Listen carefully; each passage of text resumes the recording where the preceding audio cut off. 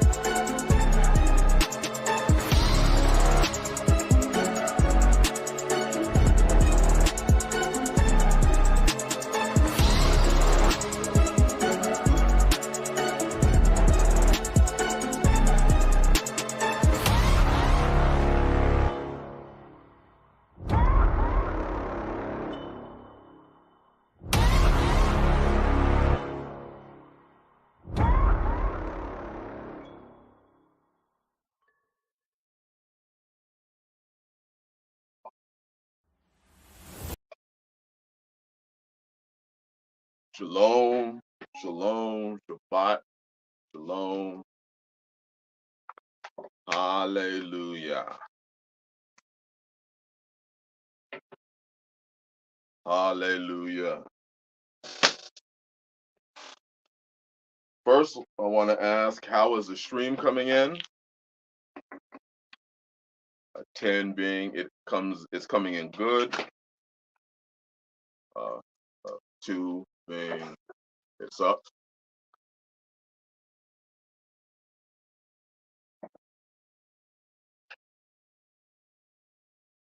Hallelujah. Hallelujah.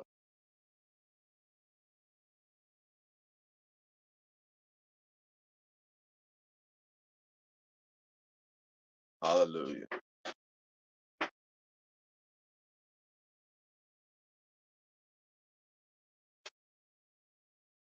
Volume is a little low. Hallelujah.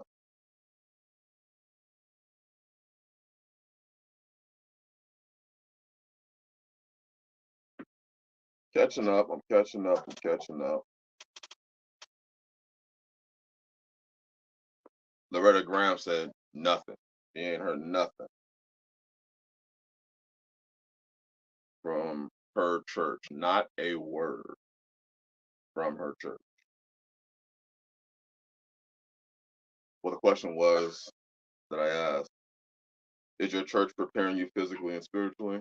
And I believe that she was answering the question. Nothing.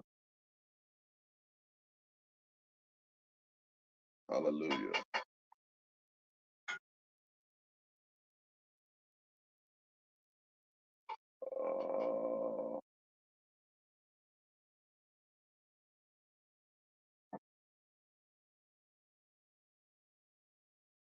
All right.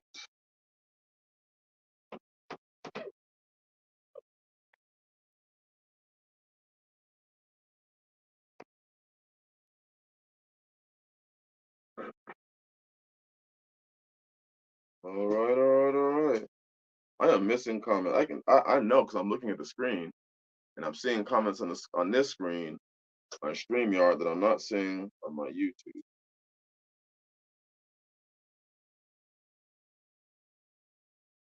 Uh-oh. Brother Mike. Oh no.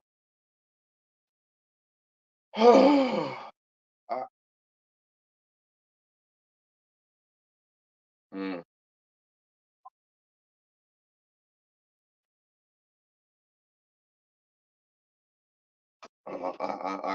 Brother Mike, I hope that this is not true. What if it is? It wouldn't be surprising.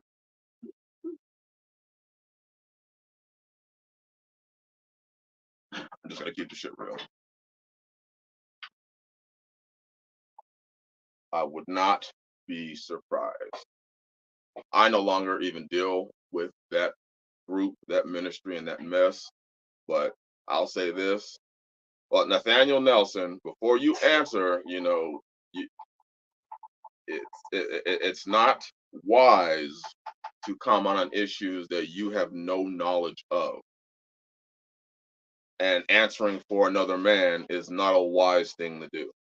I'm not answering because I don't know. But what I am saying is that one of the biggest problems that we have in this faith today is that a person says it's almost like the presidency with Donald Trump. When Donald Trump was doing stuff, all the Trumpers immediately came out and said, he didn't do it. Just like when Bill Clinton did what he did, everyone came out and said, no, it's lying. Everyone's lying. It's a lie. It's a lie. It's a lie. It's a lie. And then it comes out that it's true. I think that we as people make the mistake of commenting, and that's why I'm not commenting. I'm saying I hope it's not true, but you're coming out and saying it's not. And I think it's foolish for us as people. The Bible says that we are supposed to examine a matter before we speak on it. We should examine it. We should look into the facts. If there are facts, and if it's not, then then it is what it is. But to say, House of Lamar, Brother Mike came in and made a comment in here about your favorite minister being with another man's wife. And again, I don't know. I have no clue about any of that information, but it seems like uh, uh, there's a dial, but a brother came in and said it's not true, and I just have you know me, Brother Lamar. I have a hard time with people who just come in and say that didn't happen. You have no clue, and that shows me, honestly, that shows me as a brother that brother. That's right. Palmetto said, "I'm about 2 or 3 witnesses. Let every word be established." But when a person, either way, there has to be 2 or 3 witnesses. And when a brother comes out and says it's not true, yet he knows no facts about it, he's just basing it on the fact that I like the guy. That's not a person that is I would say would be a wise judge. That's not a person that is adept at judging matters, because the Bible says wholly hear the whole matter. That there you go, Brother Ronnie, speaking for another man. That's exactly it. We should yeah, you mean inheritance thief? I just am a person that before anybody says anything about a person, before I say anything about it, see, the things that I speak on things that I have experienced and I have firsthand witness accounts of it. I have, there it is, finish. It is a respect of the persons. Either way, if I say, oh, it's true, or oh, it's not, it's a respect of a person. That shows that I have terrible judgment. Oh, shit. Brother Mike said, I know her, her son, both her daughters. I know Brother Allen, his wife, and all his children. Oh, again?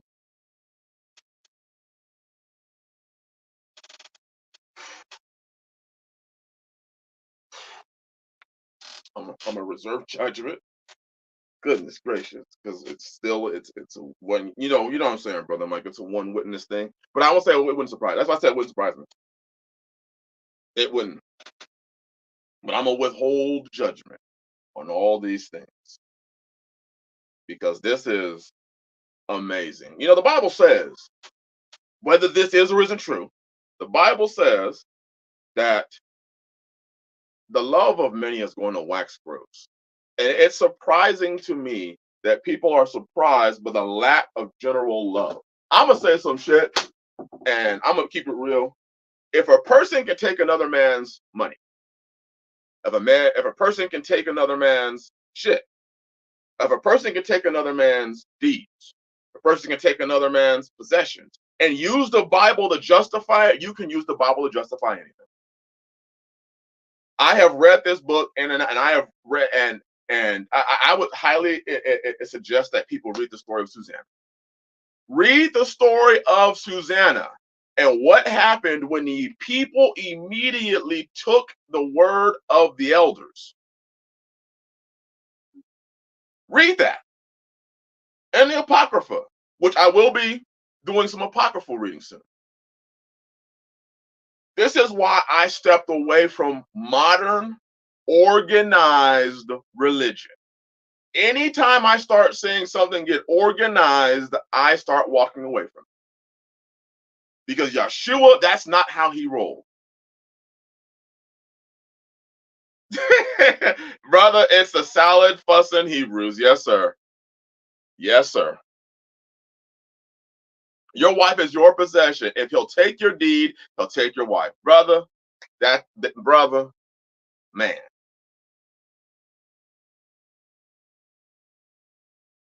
Oh, Sister Amanda said, I'm not saying it's true or not, but I would recommend the same about sending your wife near him as sending your kids to Neverland Ranch. Right, right. There are some groups out here that are in some shady shit out here.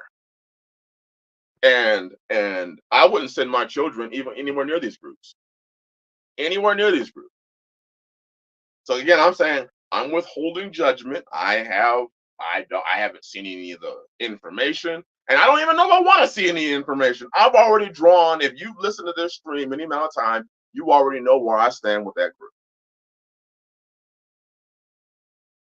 You already know where I stand. See, I don't know. Brother Mike, I honestly haven't been following that group for a minute, brother. Most of the people that I get information in come to me.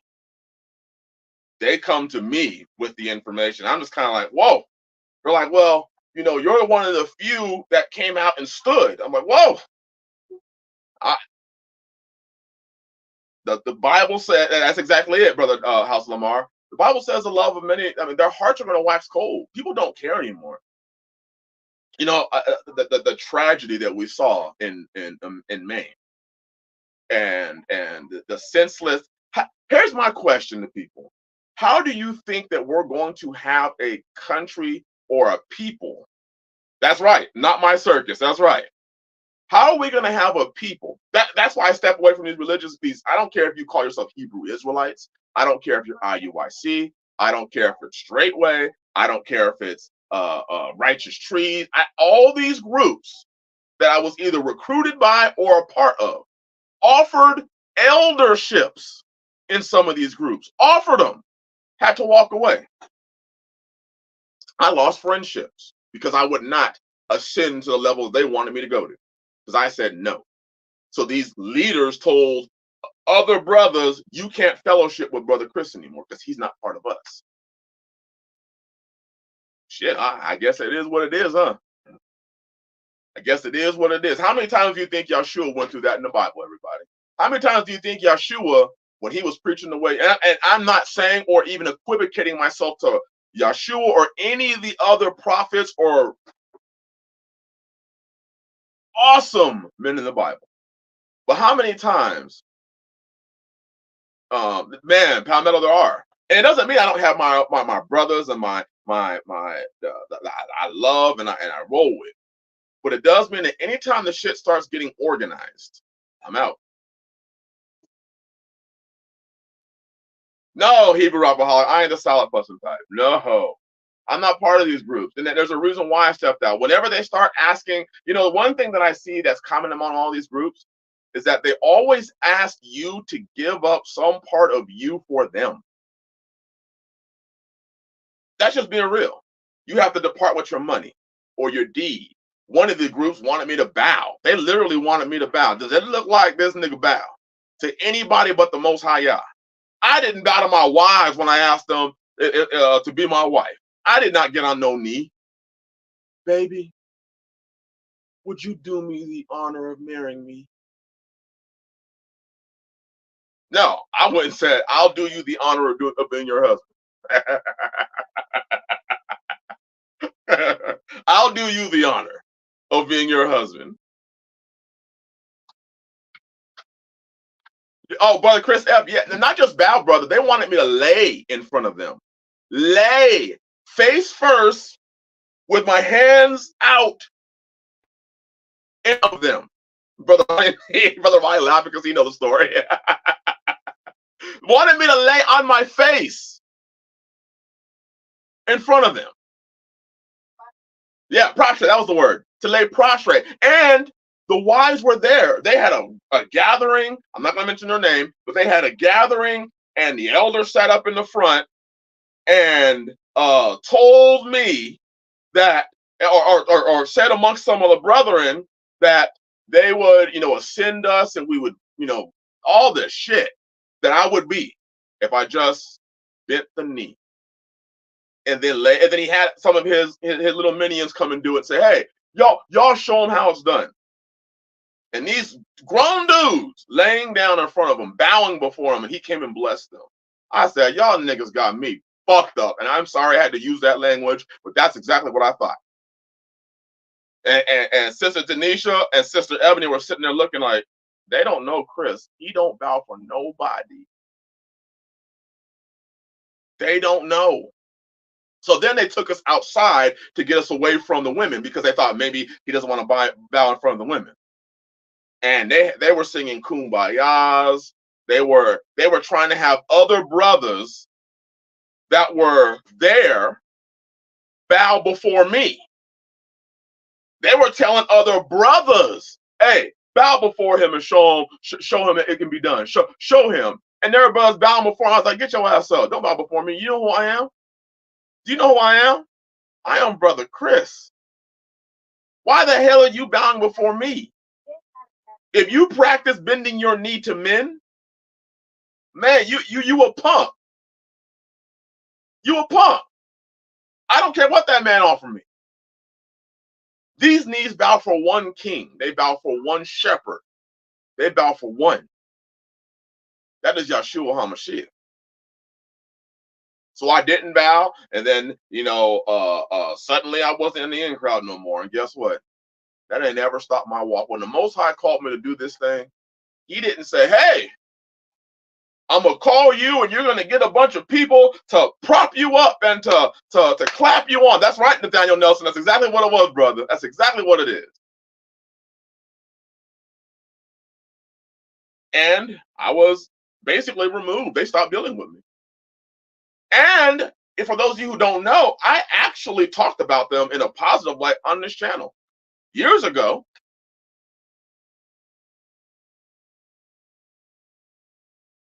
Uh-oh. Oh, okay. So I just don't do that shit. I don't roll that way, brothers and sisters. If any of y'all don't know, I do not roll that. And if that means, I've had people who tell, hey, you should stop cussing on your channel. I maybe I should, but I want to keep this shit real.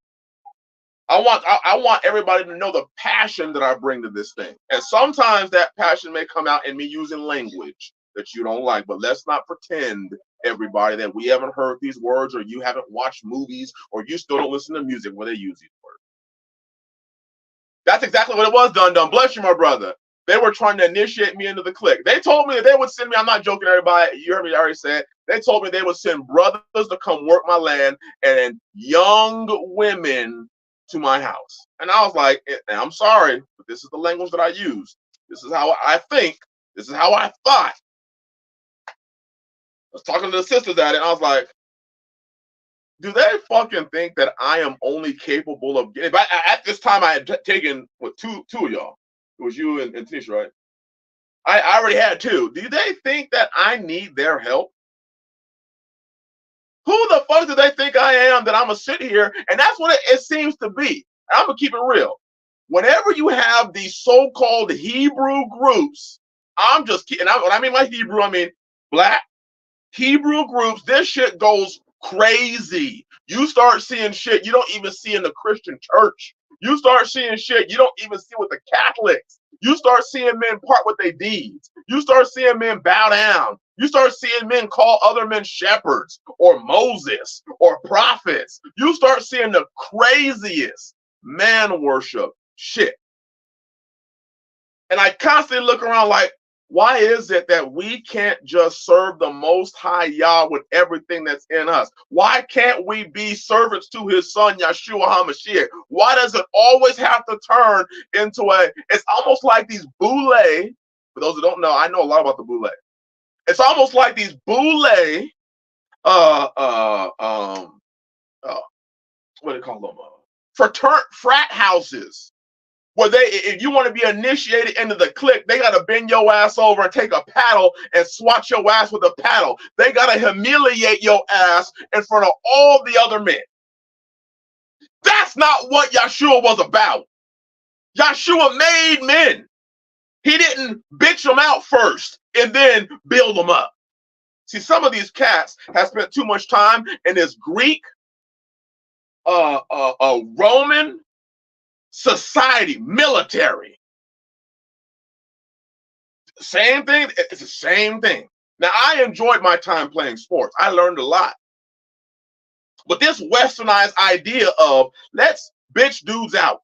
Let's talk about their mama.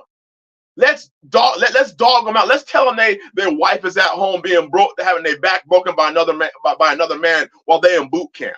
Let's tear these dudes down so that we can build them up to be bitch niggas. That's what it's about. They tear these men down who are coming and willing to fight and die. They tear. Now, show me in the Bible where they did that. Show me in the Bible where Abraham did that to his men. Show me in the Bible where David did that to his men, where he took his brothers and bitched them out and made them punk bitch ass niggas before he built them up. Gideon didn't even do that. Gideon showed us, like, hey, y'all, I need y'all to go to that water and get something to drink. You see what I'm saying?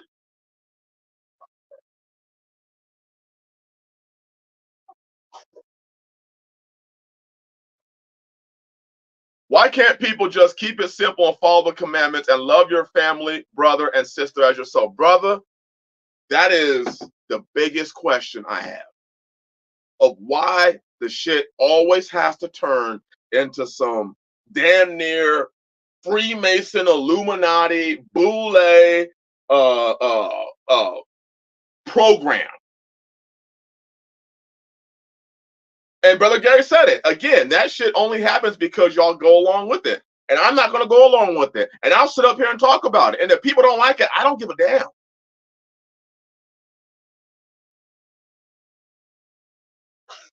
That's exactly it, Brother Mike. That way, Gideon knew. Gideon knew who was going to be rolling with him based on how they drank their water. He didn't have to bitch the dudes out and make the dudes into nothing so he can build them back up. I'm going to tear you down so I can build you back up. Hey, brothers, if you want to be a man and have your house and run your house right, tear your wives down and then build them back up the way you want them. That's the way us real men, us real alphas do it. I'd be sitting back like, nigga, if you an alpha, you ain't got to go through all that. If you a real alpha, all you do is you tell your wife, hey, in my house, this is how I run things. And if you don't like it, and if she don't like it, then you can start talking, hey, I want to have a counsel with me, you, and some brothers. We're going to have a conversation about this thing so that you have an understanding. But it's going to be ran this way. I'm not going to bitch you out.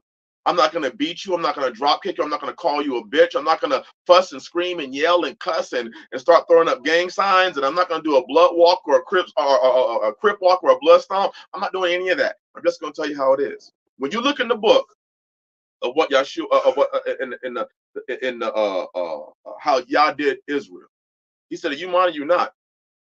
Because if you're not mine, I'm going to destroy you for breaking the contract that we had. I'm going to give you a bill of divorce. Some of y'all, I'm going to give y'all a bill of divorce. Some of y'all, I'm going to kill your ass." But you don't see Yah over there. See, we have too many. I saw Nitzrayim at the or narrow way path. We have too many weak dudes. We got too many weak dudes today.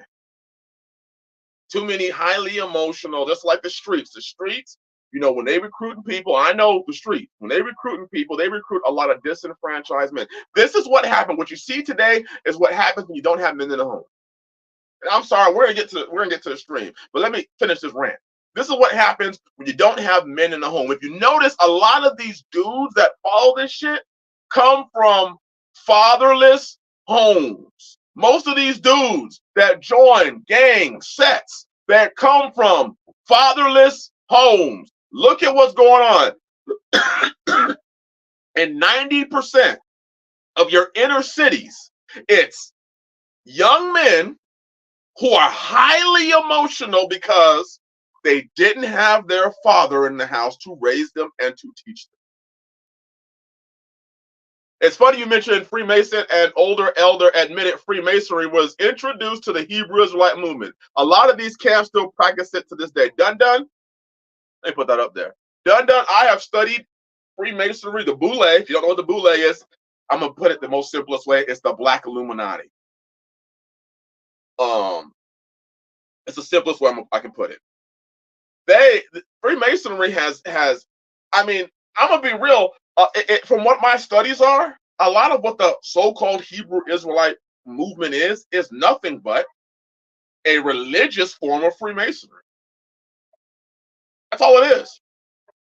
It's a religious form of Freemasonry. It's permeated into the faith, and that's why you have this pyramid built. If you don't think about Freemasonry, it's a pyramid.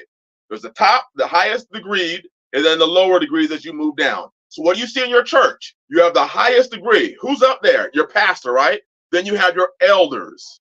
Then you have your deacons. Then you have your and then just keep going down. And what you're trying to do as a peon who just came into the church is you're trying to climb, right? So you spend your time on your knees in front of your pastor, kissing his ass or doing more, handing over your shit, calling him and telling him whatever he is.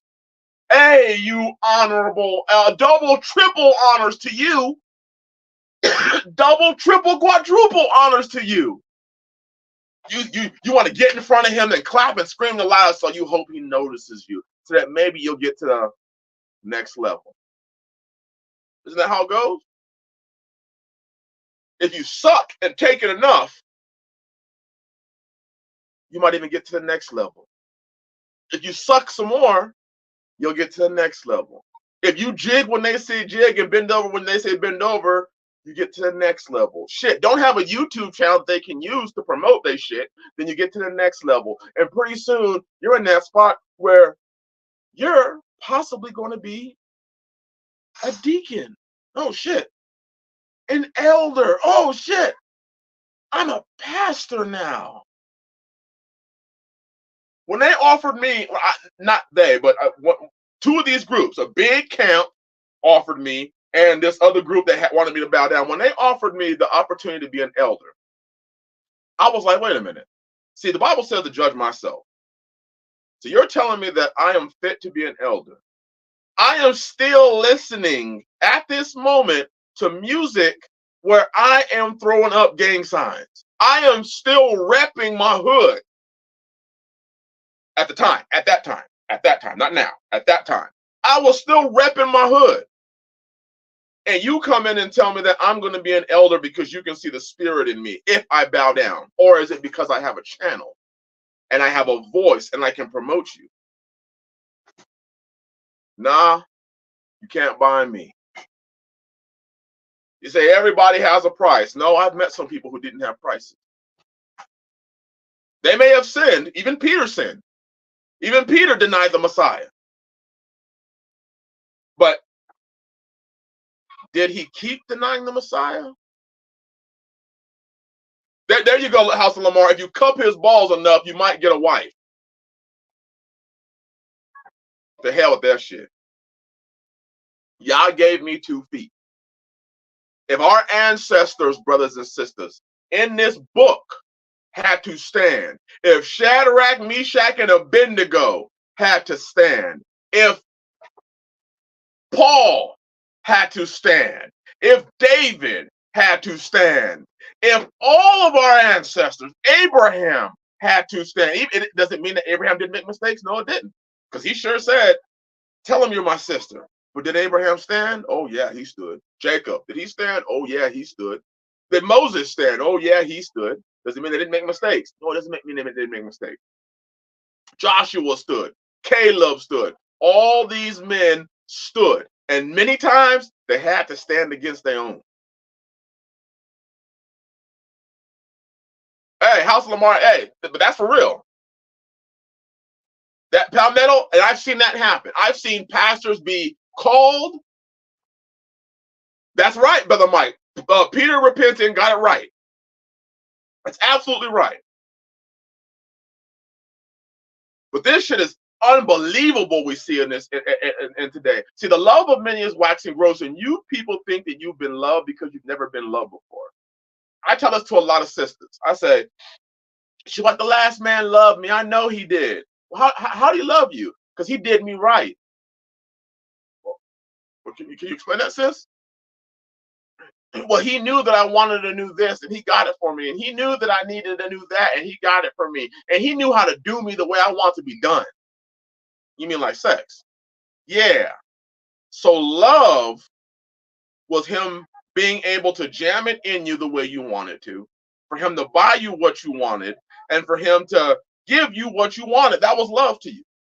So now when a brother comes by who is interested in you and talks to you, and you say no, sister, that brother you were talking to, that was a good brother, and you said no to him because you don't think he loved you, because he didn't give you what you wanted.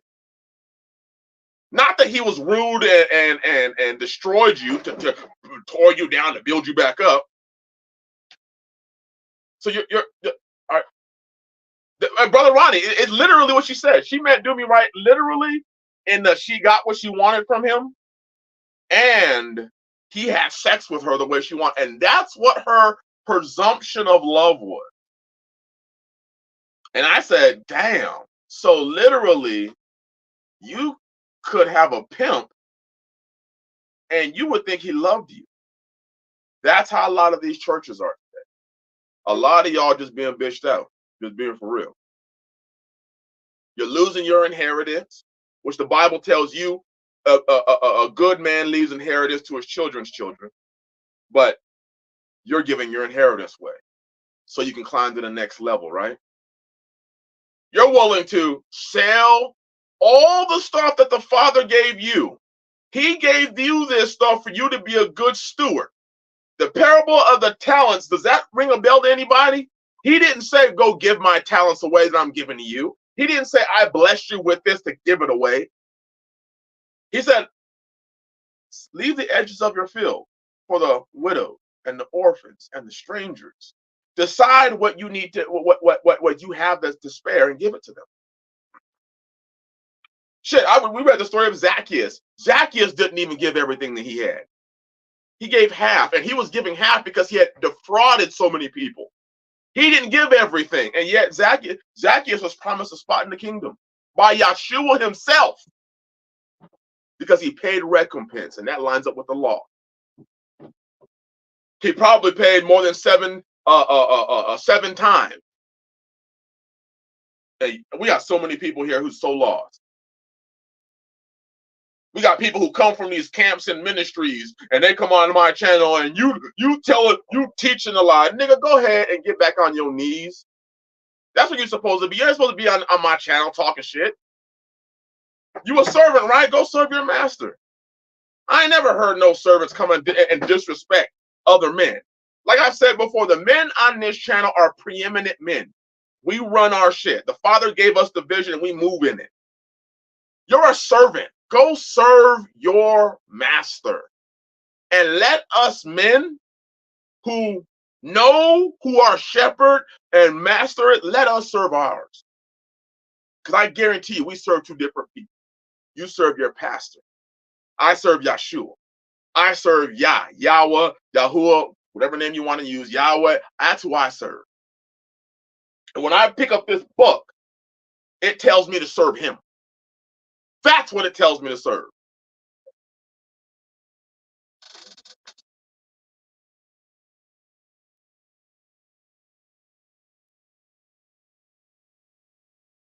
Like I said, I hope this shit ain't true. But it wouldn't be surprising if it is.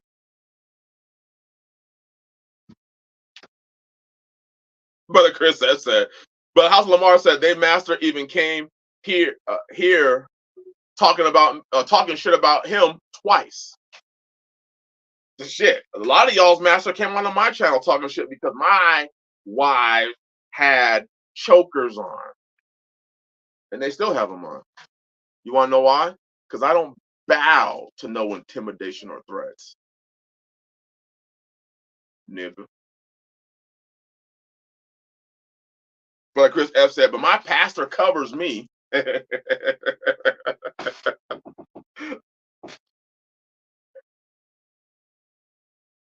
It's just so frustrating to think that this is the faith. And literally, for a lot of y'all, that's right. Have no other gods. That is right, Brother Mike. Yes, chokers. You know, women wear them all the time. Things around their neck. You don't have. Well, okay. If you watch any of my videos, Brother Nathaniel, and you watch your sisters, look at what they have on their neck.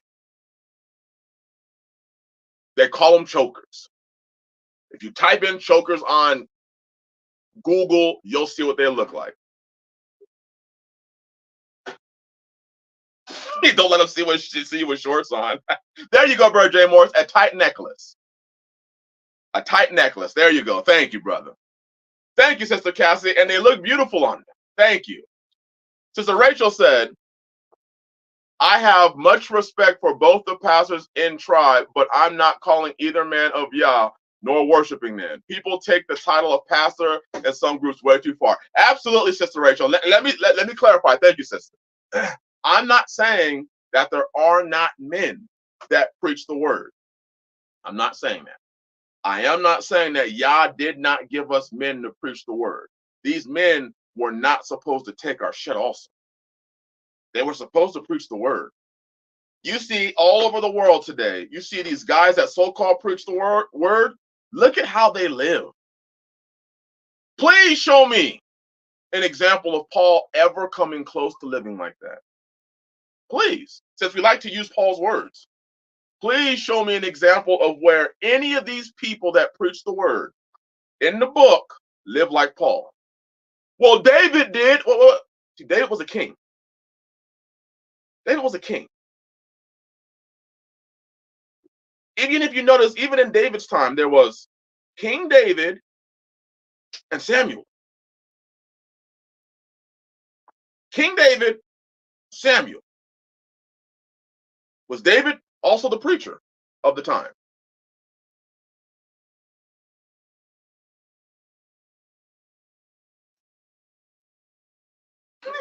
Paul had a brand new Dodge Ram. That's right. Brother Nathaniel, Creflo Dollar, T.D. Jakes, Joel Osteen, Benny Hinn. You don't start noticing these pastors. They start when they the bigger they get, you notice that the more lavish they become. How many of these men stayed humble? How many of these men stayed in their lane? How many of these men said, you know what, this money is not for me? They'll say it's not for me. They'll say it's for the work. I've heard these pastors say, oh yeah, I need a new jet. It's because so I can spread the gospel. Huh? You need a new jet so that you can spread the gospel. So yeah, Kenneth Copeland, there's another one, a good one. David was the king. Samuel, you can say, was a spiritual leader of Israel. Didn't David even go to Samuel? Didn't see the prophet. It's for the ministry, but I use it too. Yeshua preached and taught, and even he had no place to lay his head. If you want to know if your church is built like a pyramid, see where your pastor lives. See how he lives. You can be convinced. See, it's so easy to brainwash people today. You can say all day long, well, he deserves it. Well, if he deserved it, don't you think Yeshua of all people would have deserved a big ass house? Don't you think Paul would have deserved? How about Peter? How about any of the 12? Don't you think they deserve some big ass houses, some mansions? Don't you think that? Don't you think that these men in the Bible deserve the most lavish lifestyles as the dudes we got today? These people walked with Yeshua. These people live lives that we will never understand. They walk so close with Yah.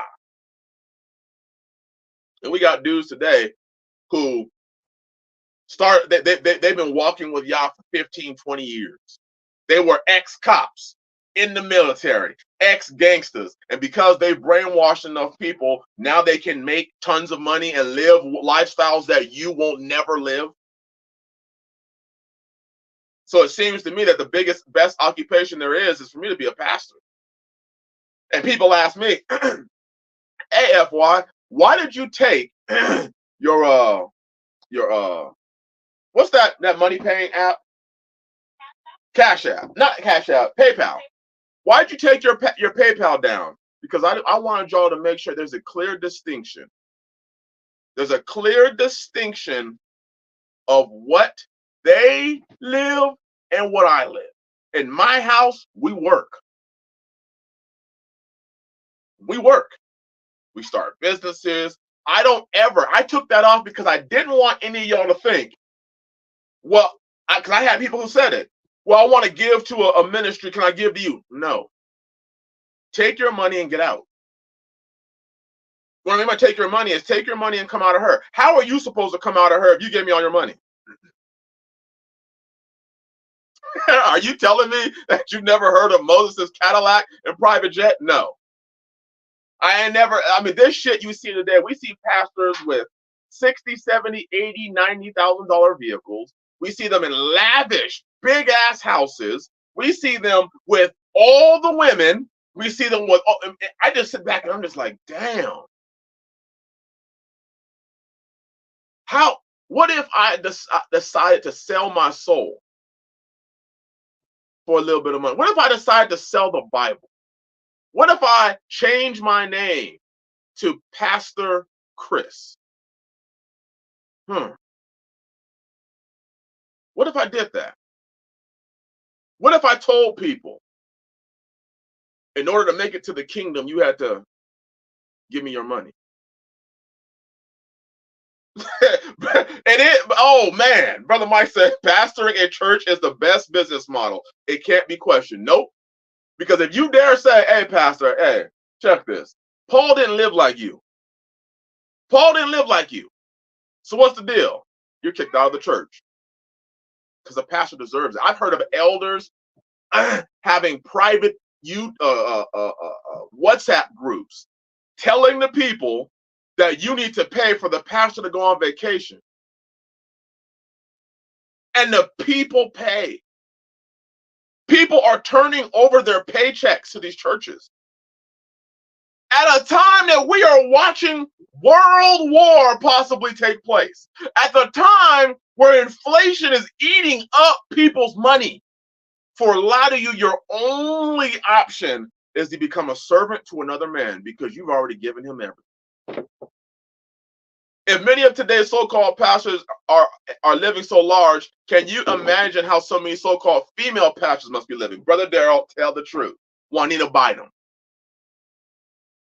This trick went out and sneezed on a cloth, basically. Had a prayer cloth and was selling them for like basically $10,000. A prayer cloth. And guess who was there? You had a bunch of dumb, I ain't gonna say the word, calm down, people standing up there, writing $10,000 checks, waving their $10,000 check in the air so she can come by and say thank you. I'm gonna give you a prayer cloth. I kneeled on this cloth in my closet when I prayed, and Yah blessed this cloth. So what you're supposed to do is basically take this cloth and tell the Lord what you want, and He'll deliver it to you. So we have to understand is a lot of these so-called deliverance churches, the only thing they're delivering you from is your money, your deed, your wife, your preeminence, your authority, your life.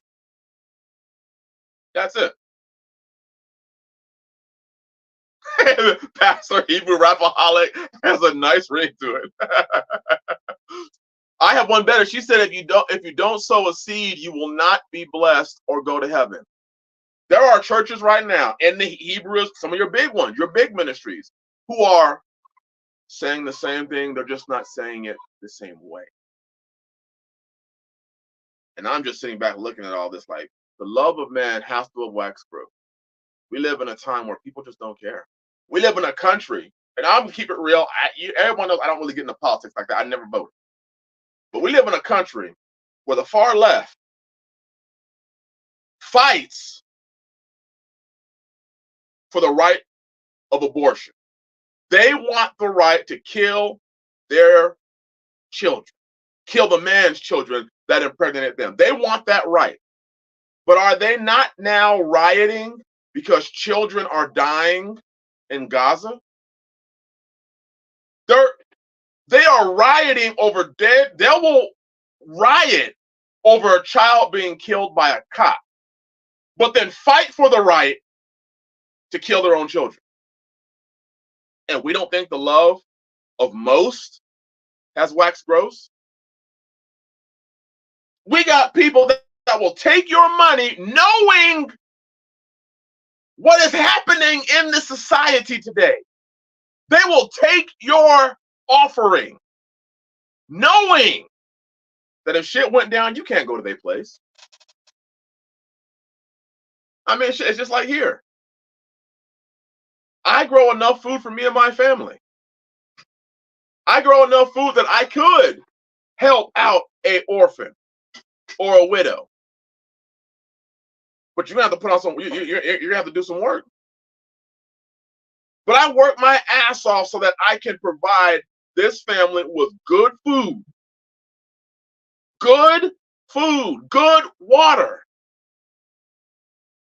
And we got people today that know what is happening in this world. They look at the war taking place.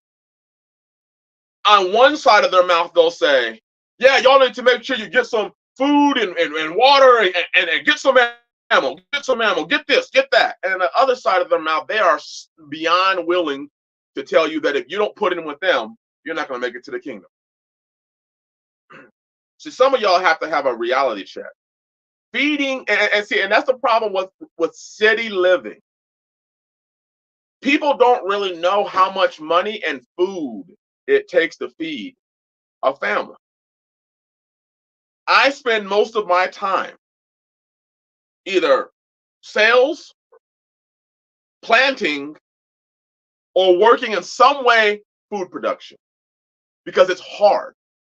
So if your idea is, well, because I gave some money to this church or this camp or this ministry, they're going to put me up, they're going to feed me, you're going to find yourself in a camp. And no, it won't be the camp of your church. It'll be a camp where they have refugees. Because their plan isn't for you. Their plan is for them. Giving you a couple $100 to pay your light bill is a whole hell of a lot different than feeding you and your 3 children. It's a hell of a lot different. Giving you money to pay your rent because you're behind a month is different than funding your life, feeding you, watering you. How many places do you know can take in an extra 100, 200 people?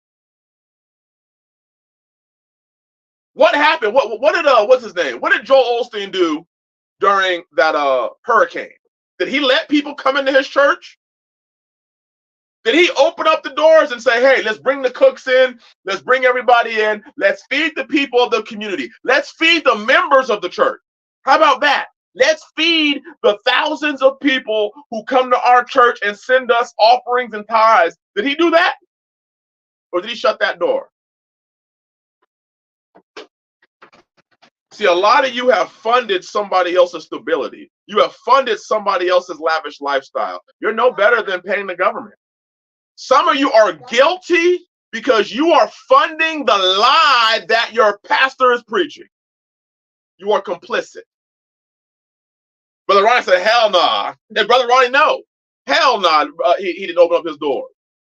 Most of these cats don't open up their doors.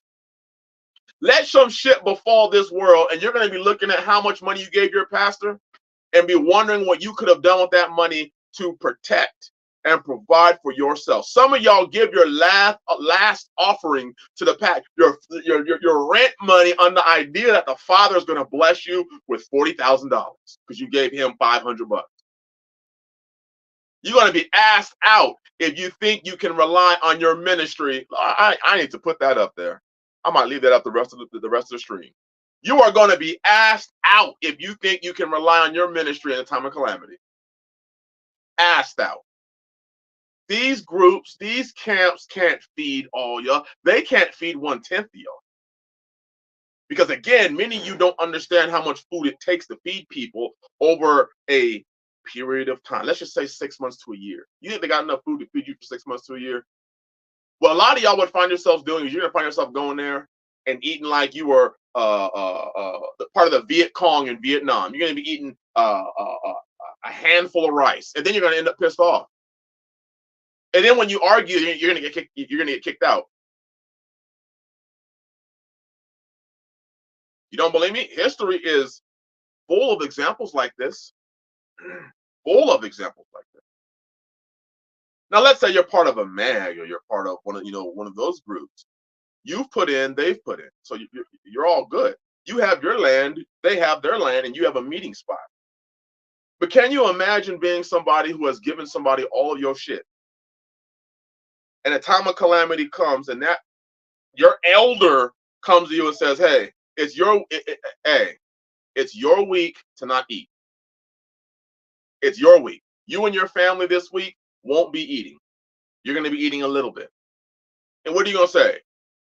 To hell with that. Is that what you're going to say? And what is going to happen to you?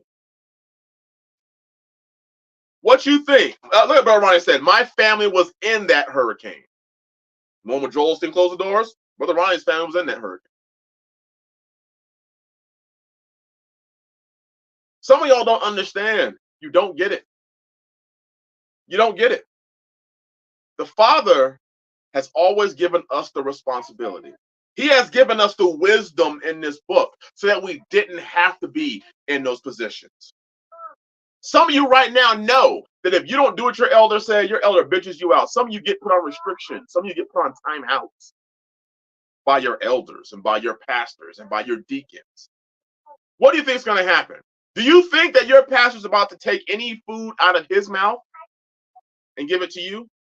If you question whether he does or not, ask yourself this question. Do you live like your pastor does? Do you live like your elder does? Some of y'all know you have to ask your pastor and your elder for permission to take a wife. You have to ask them for permission. Some of you turn your check over to your pastor and your elder. Do you really think that in a time of need, he's going to be, come on now. If he's not if he's not living like you right now, do you think that it's going to change them? Do you think that? I've heard of brothers writing standards because they made a decision that their pastor didn't like or their elder didn't like. I've heard of brothers having, if you want to join us, we have to have their permission to come into your house. And we need to have keys to your apartment so that we can check in on you.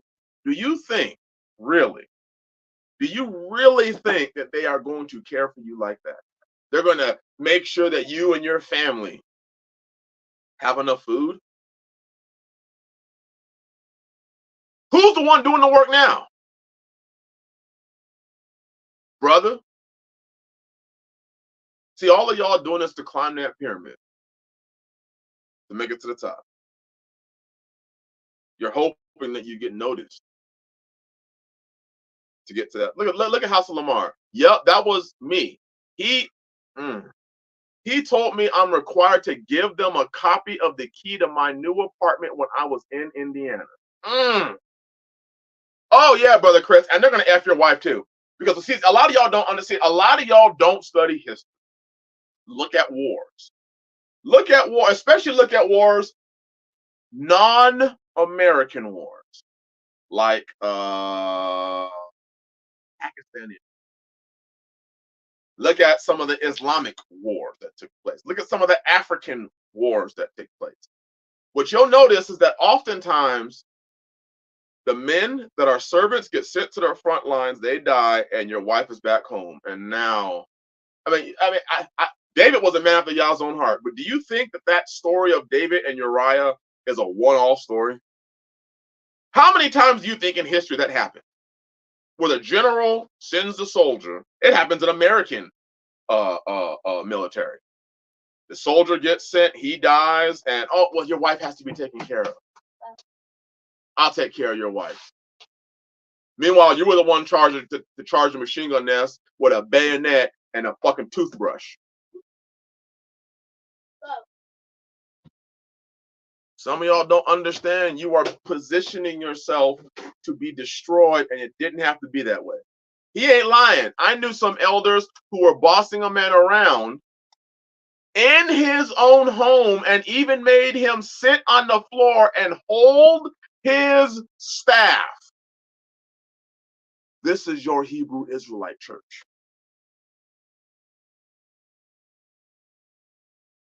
That's right, Hebrew Rapperholic. Maybe David even learned it from somebody. Absolutely. Absolutely.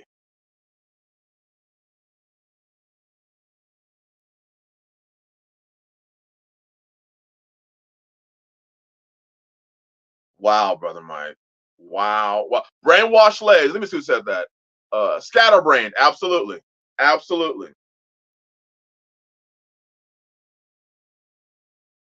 No, no, Jay Morris. Not. It's not a shiv. I'm talking one of those cardboard toothbrushes where the handle bends that they give in some jails so that you can't do it. You literally have to put your finger in the cardboard, and then the bristles are at the end, and there's like a little loop at the back of the cardboard, so you can brush your teeth like that. But it's cardboard, so it bends, so you can't make a shiv out of it.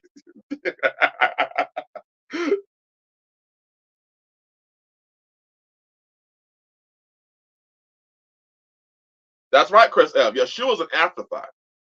These people are building kingdoms for themselves. Meanwhile, it was on the news. They do.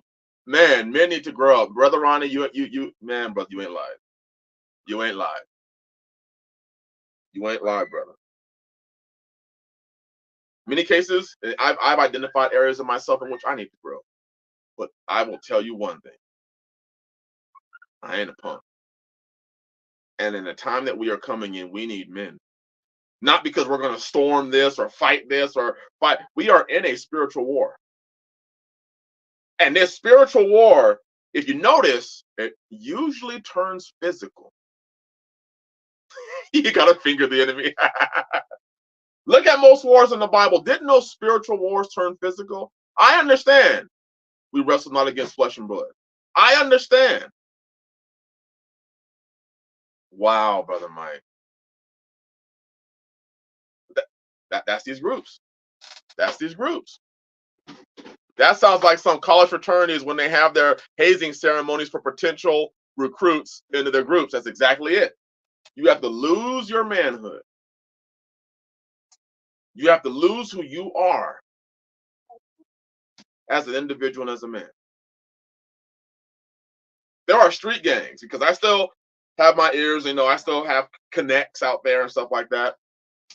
But a lot of people are leaving gangs now because one dude told me that in order for him, he was trying to join a set, and in order for him to join that set, he had to let his homeboys run a train on his girl. He said, no, his words, I don't believe in girlfriends or boyfriends, but he said that he had to let the homeboys run a train on his girl. Needless to say, my homeboy did it. He ran a train on her, and now he don't want her no more. So he moved, and he's heartbroken because he didn't understand. Now, I don't know anything about the woman, but he didn't understand how he could allow himself to have ever stooped to that level for the acceptance of man.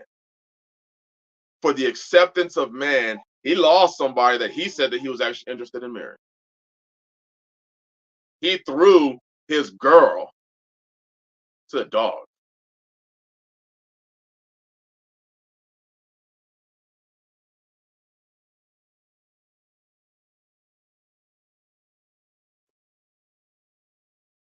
And I sit back and I look at, that's right, those aren't your homeboys. That's absolutely right.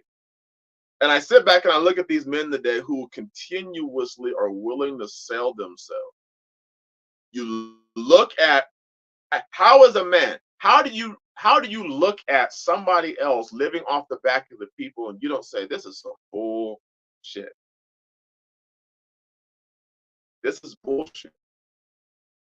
I'm supposed to be the protector of my house. I'm supposed to be the head of my house. I'm supposed to be the priest of my home. I'm not supposed to be setting my wife up some other man while he teaches her spiritually. I'm not supposed to make money and turn it over for somebody else to take care of me. What makes these churches any different than a government? Isn't that what the government says? Hey, you're turning over your tax dollars so that we can fix the roads for you. Have y'all driven some of these roads? We'll fix the freeways with your tax dollars. Well, if that's the case, can somebody explain to me how much money just got sent to that land called Israel and Ukraine? How much of our tax dollars? I didn't say we could send our money over there. I didn't vote for that shit. I didn't say, yeah, I worked hard and paid my taxes so that you could fund somebody else. No, he doesn't. He rapaholic. No, he doesn't. He moved. He moved. He was heartbroken. And I was, and he tunes into the stream every once in a while after the fact. He was just like, I don't even know how I let myself do that. I don't know what came over me. And I was, and I let him know, like, hey, you just wanted to be accepted. And that's what they use against us. You want acceptance. You want to matter. So they have you sell the thing that matters most to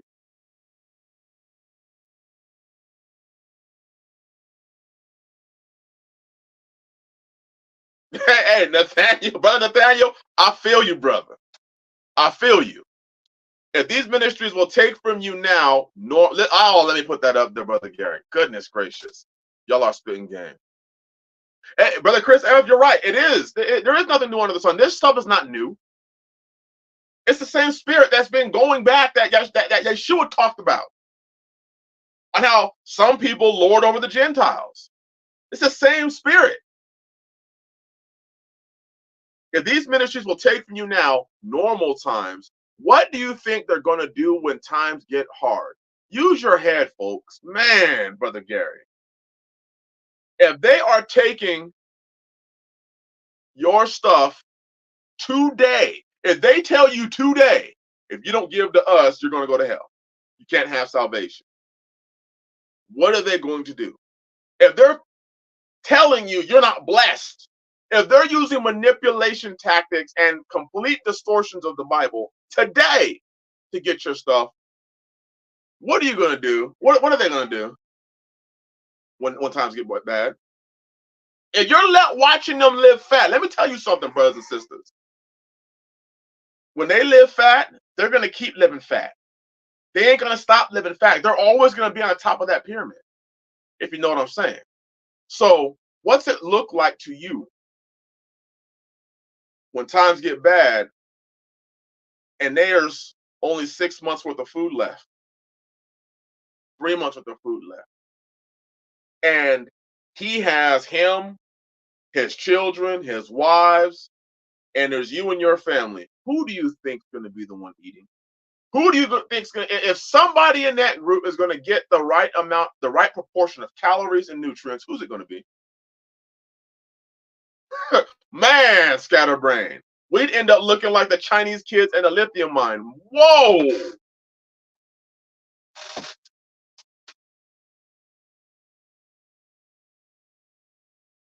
Y'all got to start thinking, because what's happening overseas right now, that's real.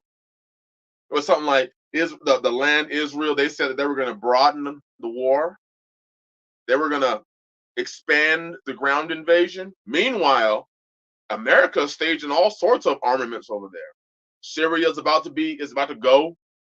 Hezbollah is about to go. Iran's about to go. China, for some reason, we all know why, moved 6 ships in the same area where the Americans are. This is a hotbed. And I'm not just saying that just for now, because even if there isn't a war taking place, and there is one about to pop off, you can still see that economically this country can't sustain itself. Economically, it can't. Now, how many of your pastors are getting you ready, or are they still saying, pay? Make sure you pay your tithes and offerings so that the Lord can bless you. Make sure you keep paying. Make sure you keep giving. In fact, that 10% tithe and 10% offering may not be good enough. If you want Yah to get you through these hard times, brothers and sisters, to bless you, so that there will not be room enough to receive it, go ahead and give the Father 15% of your a 15% offering, a 20% offering. Show him that you believe in him. That's it, Sister Lovely Dudley. Blessings to the house of Dudley. Bless you, brother Dudley. Blessings to your house. Pass the plate. Sow a seed. Sow a seed offering, brothers and sisters. Sow a seed offering. Go ahead and go on down into that super chat. I don't even know if I have super chat. I don't think I do because I have never put it up there. Go ahead. But I'm going to say it because I've heard the term super chat. Go ahead and go on down to that super chat and go ahead and sow an offering. Go ahead and sow to the Lord so the Lord can bless you. Because these times, brothers and sisters, oh, the Lord don't want you to go out and buy some rice, and he don't want you to go out and buy some beans. He don't want you to go out there and learn to garden for yourself. He don't want you to be self-sufficient. He don't want you to get a firearm and maybe get some training, get some ammo. He don't want you to fix your car. He don't want you to pay your rent.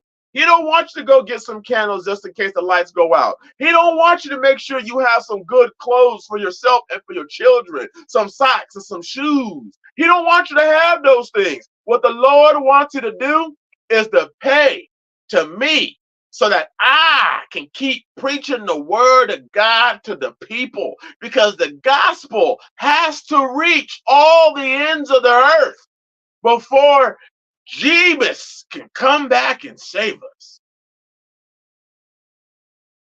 As I often say, these pastors are setting people up for their demise. Brother Tim Lindley on Facebook is somebody, I read all his posts.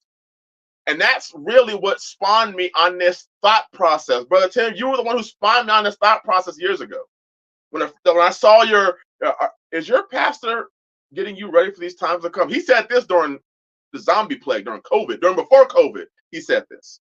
And I was like, man, you don't hear these pastors preaching this stuff. You don't hear these pastors preaching it. So y'all want to know where I got it from? I got it from Brother Tim on his Facebook. These pastors are not preaching for the people to get ready. They'll tell you on one side of the mouth to store food. On the other side of their mouth, they're telling you, well, some of them. And the other side of their mouth, they're telling you to sow to them. Do you know how awful it is that you got people who literally are struggling to pay their rent and they're being told to sow a seed?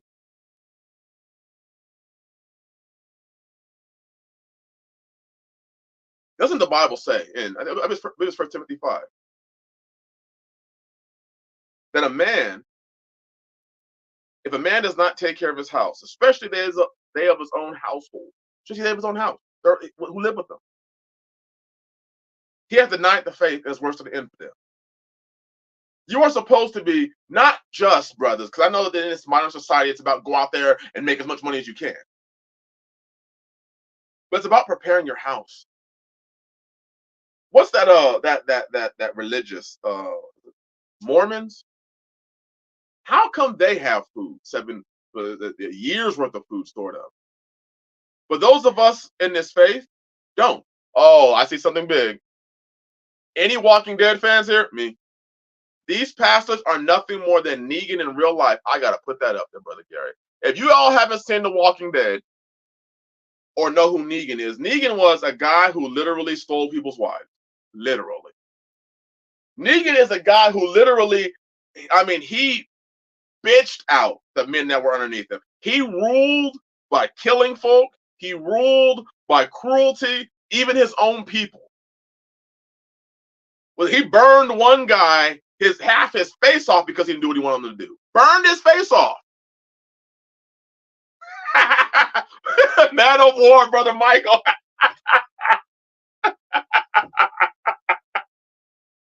Oh gosh.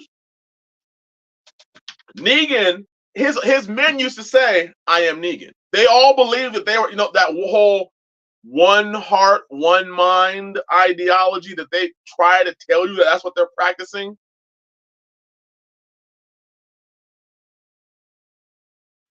Brother Chris, I have a question regarding the topic. Is it the job of the church to prepare anybody spiritually or physically? Here's what I believe, brother. If the church is taking your money, they have a right to at least give you all the information and a starting block if they're taking your money. Do I believe it's the church's job? No. No. I don't believe it's the government's job either. But the way I see things, and this is just my mind, if the government's going to take your money, if the church is going to take your money, they have to give you more. That reminds me of back in LA. There are gangs in LA that will come, hold up your shop, basically come in the shop and be like, hey, you need to pay us for protection. Protection from who? Protection from bad people who might do shit like this. Pow, pow, pow, pow, pow. And they will bust shots in the shop. They will shoot up the shop and say, we want to protect you from people who could do stuff to you like that. You're like, well, the only person who's ever done it is you. But there are people out there who could. So you pay us 7%, 3%. Give us 3% of your monthly sales, and we'll protect you. That's why I see a lot of these churches, a lot of these, they're protecting you from the devil. They're standing in between you and the devil that your church is. Supposedly.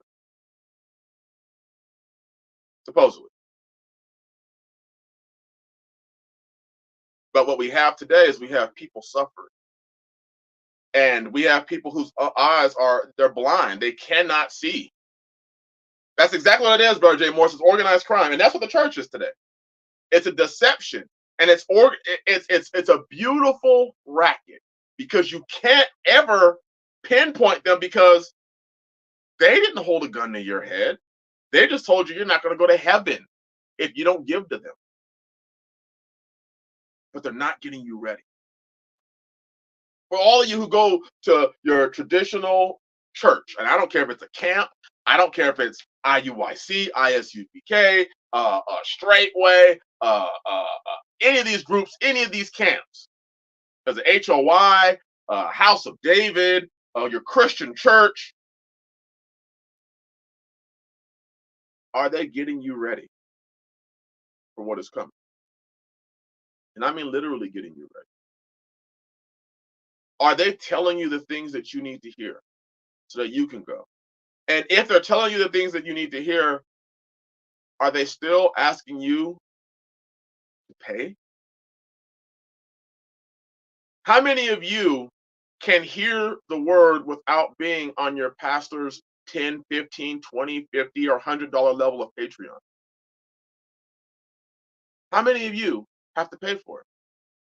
Because what's going to happen as these times continue to get, sisters, this is why I have spoken to y'all continuously for years about this. Because as times continue to go down, a lot of, and this is going to hurt, and I am sorry, but I have to tell you the truth. I lived in an area in San Diego, California, that is right now rife with prostitution. Rife with prostitution. A lot of sisters are going to go down that route where you're simply going to join a church or a camp or a ministry to eat. This stuff happened in Venezuela. In Venezuela, husbands were selling their daughters for food to eat. And we say it'll never happen here. But then can you explain that to all the women that are prostitutes and streetwalkers right now in Southern California to make ends meet? The love of many is waxing over. People don't care anymore. And I gave you this information because there are righteous men. There are righteous men in this chat right now who are doing. Brother Dun just gave an awesome testimony. Last week, he paid off his land. How many men can say that? And I don't know if he's looking for a wife. I'm just shouting him out, because how many men can say, I paid off my land? I have a piece of property and I paid it off. Sister Lovely Dolly said, get covered. That's what I've been saying. Why? Because even though you don't see ahead, because in your mind, there's always going to be somebody that's going to save you. There may be, at a cost. It may be an extreme cost. It may cost you your chastity. It may cost you your vagina. It may cost you your behind. It may cost you your mouth. It may cost you. You may have to fall into the deepest depths of sin to eat. That would never happen. Then why is it happening all over the world? And the thing is that everybody always says it's not going to happen until it happens, until it's at your door. And as Dundon said, let's find that verse. Let's go. You know, we said out of the mouth of 2 or 3 witnesses. Let's go to Proverbs.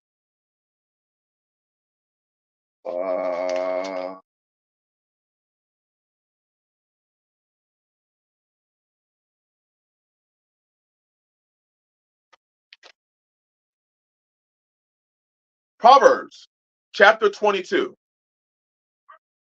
Proverbs chapter 22, verse 3. A prudent man foreseeth the evil and hideth himself, and the simple pass on and are punished. Proverbs 27:12.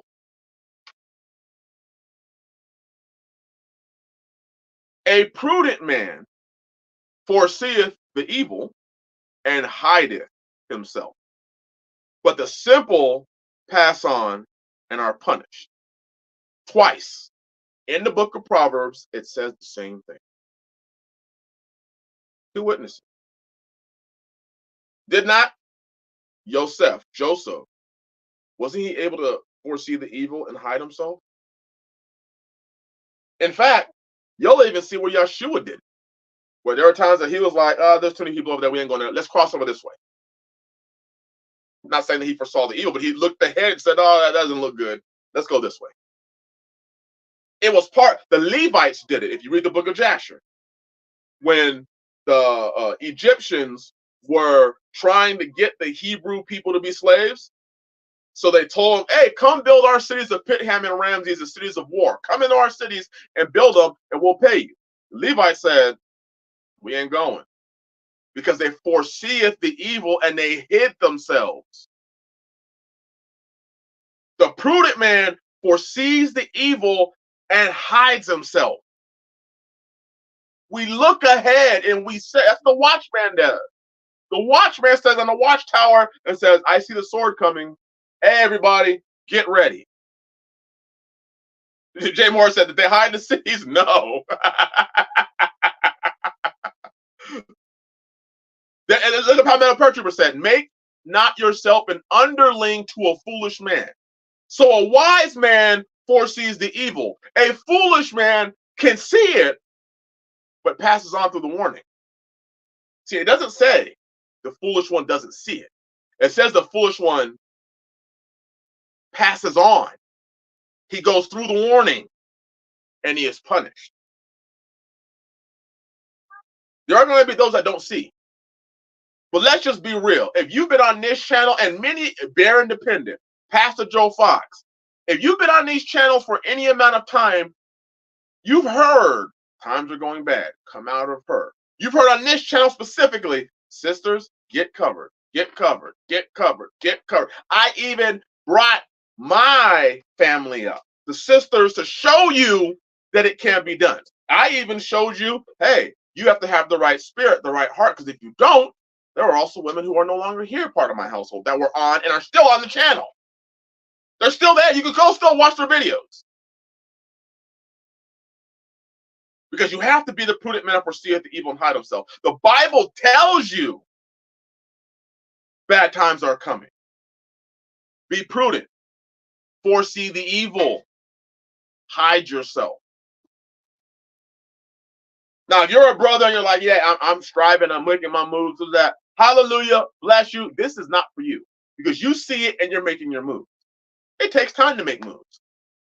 But so many brothers sit back and so many sisters sit back and say, well, I see it, but yeah, my pastor's going to save me. Are you sure? My church is going to save me. Are you sure? Technically, the church doesn't have any responsibility to save you unless you are over the age of 60.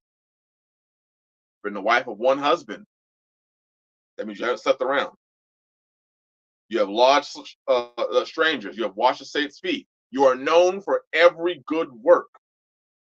Then the church has a responsibility to take care of you. See, a lot of you are setting yourself up for an absolute failure, because you think that your church is going to take care of you, and they're going to go to the book and they're going to bring out what Timothy said, and they're going to say, actually, we don't, because technically you've been with 5 dudes. We have no obligation. You're gonna sit back and say, "Well, the church, y'all are lying, and y'all deceived us." No, because the book says, and technically the church wouldn't even be wrong. The book says over the age of 60. Are you over the age of 60 with one husband? None of by your good work. You have lodged strangers. You have washed. You have humbled yourself and washed the saints' feet. Have you done those things? Then he goes on to say, but refuse the younger ones. Then after that, he tells the younger ones, go get married. Guide the house. Give no occasion to the devil to speak. Reproachful. See, I'm not saying this for men. I'm not saying this because I just got a bunch of brothers that are just trying to get as much pussy as they can get. You know what I'm saying? That's not what I'm saying. I'm saying it for you. Because the brothers, come on now. Let's not act like sex don't feel good. But that's not why I'm saying it. I'm saying it because so many of you are covered by nobody. And I talk with brothers in this faith, and I keep hearing,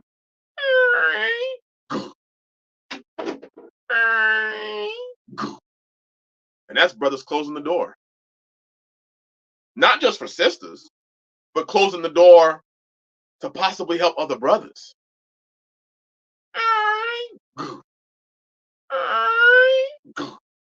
I'm looking around like, that's a good brother right there. And his wife is a good sister, and they just closed their door. Man, they just closed their door.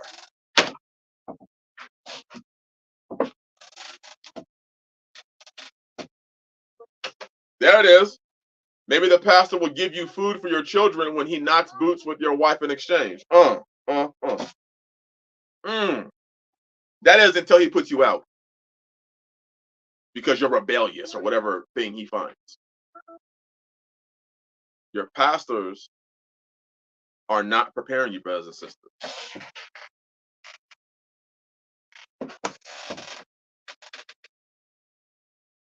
They're not preparing you. They're not getting you ready for what's coming.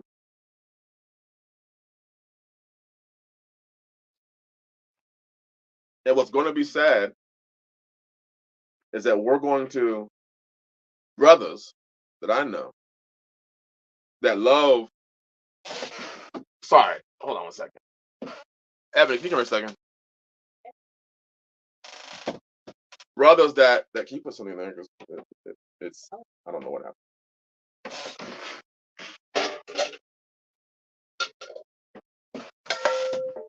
Brothers that truly do care for y'all. It's leaking. You want me to push it back up? Yeah, don't pull it that far. It's like something hit it. Hold on one second. I'm sorry. Well, I hit the fly, and the fly died. So I did do that. It's also I need to do something.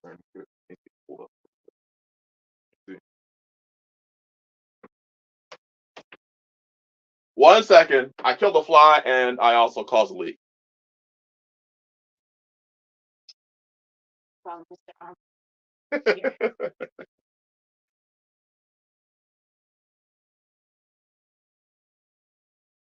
After the street.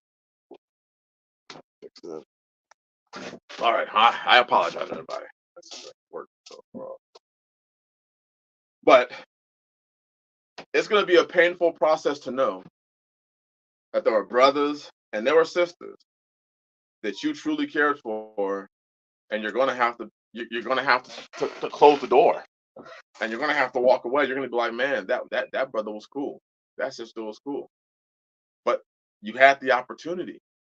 Why are you not taking it? Why is your church not telling you the truth? Why is it that they are still talking about what they're getting and how they're getting stuff from you?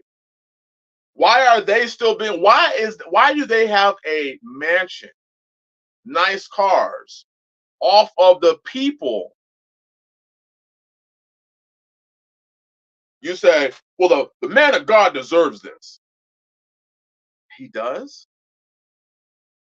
Because that's how Yeshua lived, right? That's how the disciples lived, right? That's how the prophets lived, right? They all balled. I mean, Elijah was a baller, wasn't he?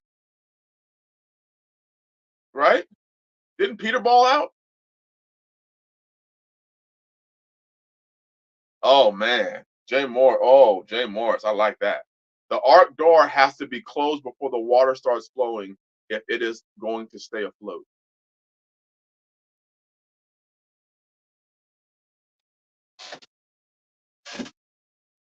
People say, well, you should have more Bible verses. You should read the Bible.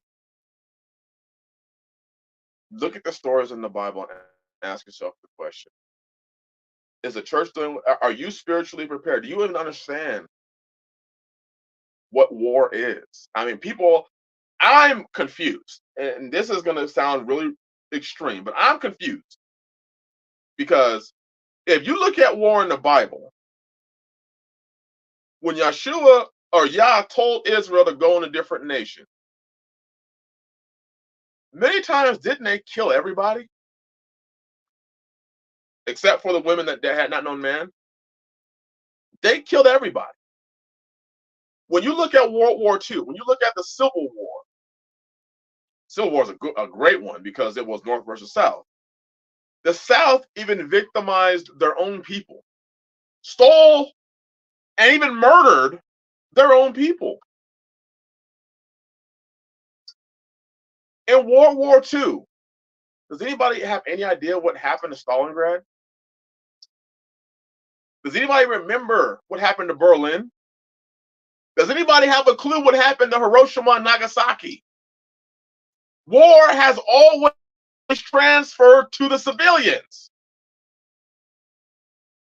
Always. This myth of the rules of war don't really exist. And I'm saying that because you have to understand that the people that do not like this Western life, that live in other lands, that hate America, if they can attack, they will, and they don't care who they. I mean, shit, they're looking at the news like, damn, Americans are killing Americans. People in the land of America are running around shooting each other up, and they want to get mad because we're doing it. They want to get mad because we're gonna activate this cell or activate that cell, and people are gonna start getting shot. Cell. There you go. Over 90% of war casualties are civilians, and we're acting like it's a new thing. It's going to get nasty, and if it gets nasty, you can. It's not even like people are worried about nukes. I'm worried about the things that people are willing to go to. What's going to happen if this economy is devastatingly affected, which it will be? What are people going to do here? What's going to happen if gas prices soar $5 or $6 a gallon? What are you going to do then? It is bad, brother Mike. It sure is. And let me just tell you, if men are already stealing from other men, including their own wives, and if they're doing that now, do you think they're going to stop when you are 100% completely dependent on them? Come on, man. Come on. Y'all just, a lot of you just don't understand how warlords are.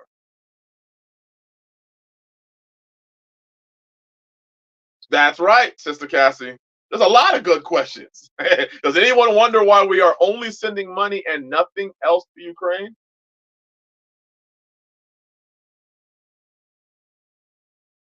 Your churches are going to survive themselves. These pastors are going to survive themselves. You have to figure out what you're going to do. You, not what you and you. You have to figure that out. You as a man have to sit down and start asking yourselves the question. Because it's getting bad. I sit back and I wonder, what that must have been like to see people storming over a wall and shooting up I don't know what they call them, kibbutz, what do they call them? Like I said, I have no position on this war. I have no position on it. I know the history of it, but I also know you can't go across and start slaughtering civilians, and you just can't. If it's war, it's war, and you're going to see the worst of mankind come out. And being somebody that has studied war for a long time, it seems that Americans don't have an idea of what war really is. And I didn't even fight a war. I mean, I fought war. Well, I experienced war in the streets of neighborhoods, and I saw how people spoke then. Some child gets shot in the house, and the people are like, "Well, that's war." Woman gets shot, hey, it's war. This is just gang warfare. And now, because most of the wars that were fought didn't really affect this country. I mean, what? What's the last war? A civil war that really? I mean, the World War II did, economically. But we live in a time right now where this country is split, and you're seeing that the love of many is wax gross. So people don't care who they hurt. I continually regurgitate that to my family. We live in a different time. People don't care who they hurt anymore. They don't care if you're a mother and you're just struggling to buy a bottle of Enfamil to feed your child. Wickedness knows no bounds, and wickedness does not play by the rules. Satan never has played by the rules.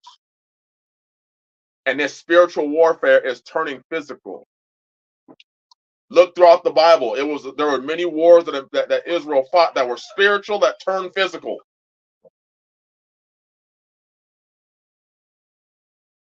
Brother Mike, I was just reading an article about that. How many freight brokers and truck companies have recently went out of business? I was reading about that. I was reading about the laws that are being passed in California that are making it damn near impossible for trucking. Port of LA can't even get into the state to get the freight starting the first of next year. People have no clue what that even means because they just go to the store and it's right there on the shelf. You do understand that it takes thousands, millions of truckers driving back and forth across the country to get the shit from the ports to your shelves.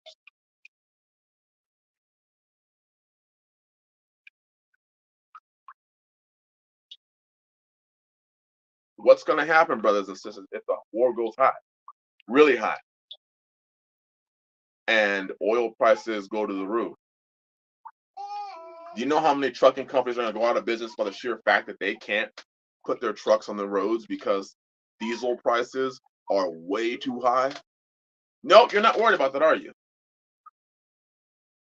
You're not worried about that because you go to the store and your food's on the shelf. Because your pastor said everything's going to be okay. Just pray about it and pay your tithe. And those docks offloading Chinese imports are in California. Absolutely. All those Chinese imports. They don't come through the Atlantic.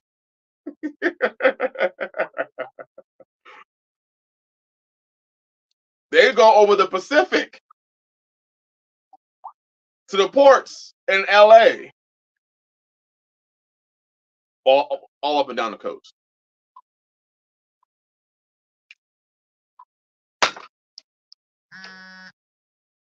Just pray about it and sow your seed. Yellow Trucking went out of business and wiped out all the pensions with it. They did the pensions too. See, I didn't know they did the pensions. I knew that they were going out of business, but they took the pensions out as well. Goodness gracious. What's up with Gavin Newsom? LOL. He was just in China. Gavin Newsom doesn't know what he is. He's the one who passed the laws that basically damn near legalized prostitution or decriminalized it. Let me say that. Because we didn't legalize it, we just decriminalized it. That's one of the words he said. And I was like, wait a minute. You didn't legalize it, you just decriminalized it? So you're not saying it's legal, but you're not saying it's not illegal. So If you're not saying something's illegal, then logically it's legal, right? California logic. Praise y'all, I got out of that state. Start thinking for yourself, brothers and sisters. I'm gonna draw this stream to a close. I just want us to have a better understanding of what we are faced with. And your churches aren't telling you the truth. Your 30 years, goodness gracious. Whoa. Your churches are not telling you the truth. They just want to continue to get what they can from your pockets. And you have to ask yourself, how long are you going to fund them? How long are you going to continue to put them up in nice houses, driving nice cars, and hoping for them to give you a handout when times get bad? Wouldn't it be more prudent for you to have taken care of yourself and your family?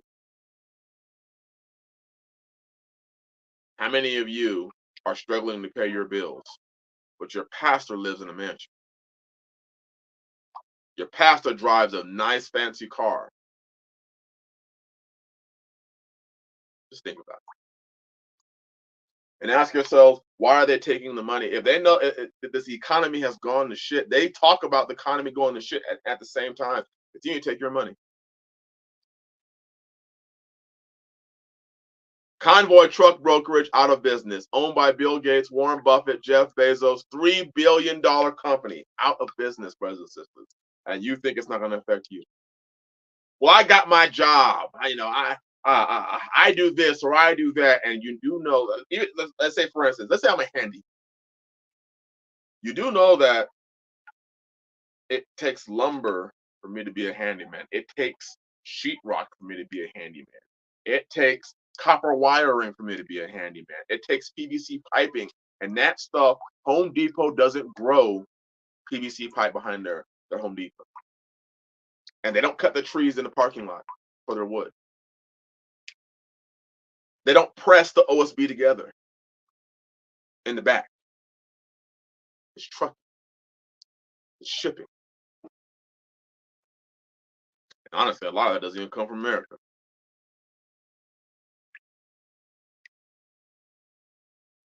Right, bro, Daryl, that's right. Not saying it's legal, but not saying it's illegal either. Pleading the fifth. Sister Cassie, that's right.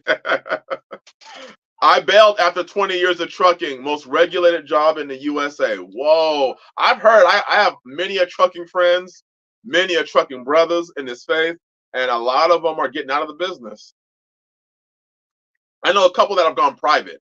You know, they run their own. I don't know the ins and outs of trucking. I just know small little bit, but they run their own. I knew somebody who did brokerage, but then I know somebody who's a owner operator. He runs his own, and he's even talking about difficulties. Not looking good, brothers and sisters, and it's a whole thing. It's the whole system that's like it's going down. Don't get caught up in trying to. Before I go to bed, I'll name the husbands I personally know whose wives are now with Dow. Eric G, Russell B, Jujuan, now brother Allen. Good night, good people. Shabbat shalom, brother Mike. Again, well,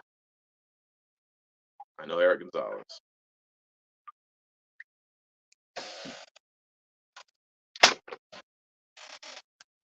It's a sad shape. It's a sad state that we're seeing. The faith,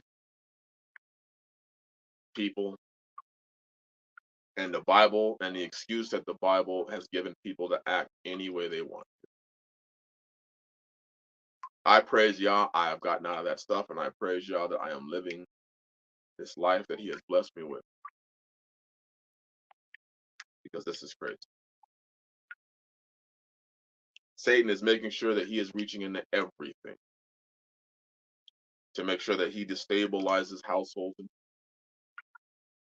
My job can't get metal, and most of it comes from China. Oh, comes from overseas. Wow. Brothers, take care of your households, take care of your families, take care of your wives, take care of your children. Keep them close. Be the head of your home. Teach them. Don't point them to somebody else. Teach them. Love them. Take care of yourselves. It sounds like I'm about to fall to earth. It's not, or I'm about to get hit by a nuke. No, I'm not saying that. I'm just saying, though, that times are getting extremely bad and the love of people has gone. Prepare your household, yourself, and your family.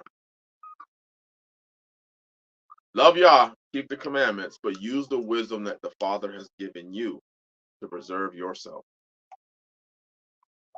Again, I'm saying I don't know the truth of a lot of these matters, but Brother Mike is speaking, and he hasn't lied to me. But I'm withholding judgment in any of these areas of what I think or what I feel because I don't know. But he is speaking. This is just another sign that we need to make sure that we have our household in order because there's an attack on our home, brother. There's an attack on our authority. There's an attack on righteousness. Stand bold, but understand it's a tough time. Oh, brother Mike, I was just thinking that right now, brother Mike. I was just thinking that. I couldn't imagine being somebody relying on somebody else to feed me, especially if, knowing the things that they know and seeing the things that they see. And I'm depending on them and their judgment. Brother, that would be a disaster. That's essentially like depending on the KKK to feed me when times get bad.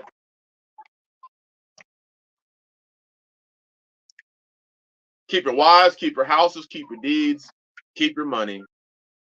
Brothers and sisters, be wise. Pray to Yah for wisdom in these times and move in it. Bless y'all. Brother Wright said they will not eat if anything happens. Brother, man, they won't. They won't.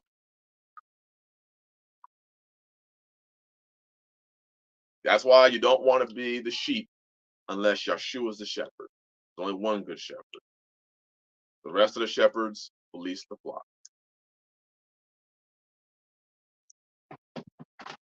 Shabbat shalom.